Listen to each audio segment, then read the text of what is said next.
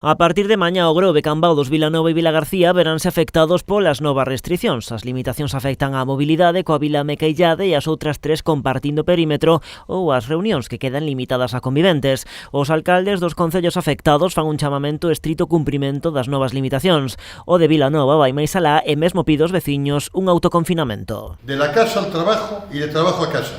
Y a la casa donde se vive, ni a la del amigo ni a la del abuelo, de la casa al trabajo, del trabajo a casa, hasta que pase esta segunda ola.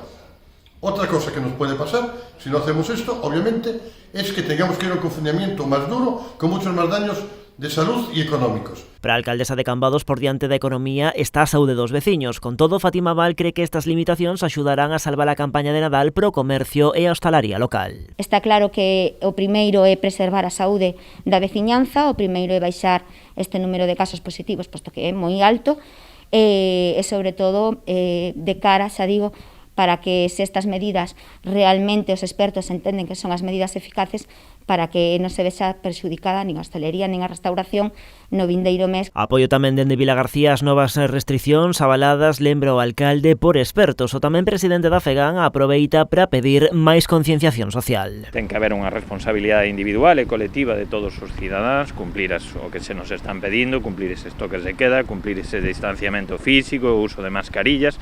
É moi importante a colaboración de todos e, por suposto, non podemos olvidarnos da responsabilidade que temos as administracións. Preguntado pola petición do alcalde do Grove de que se declare un confinamento total en toda España, o rexedor Vilagarcía entende que esa decisión deberá vir apoiada por criterios técnicos e non políticos. Entendo pois esa chamada a medidas máis estrictas, pero eu creo que o que nos toca é deixar que falen os expertos, que falen os profesionais e que nos digan en que momento toca cada cousa. De momento se meteron unha serie de restriccións e a ver os resultados desas restriccións. A espera desas novas medidas que entrarán en vigor mañá, o mapa do Salnés continúa tinguíndose de vermello. Hoxe súmase á lista de municipios con nivel 3 Sanxenxo, con 39 casos, 7 máis ca onte. Continúan nese nivel extremo o Grove, Cambados, Ribadumia e Vilagarcía.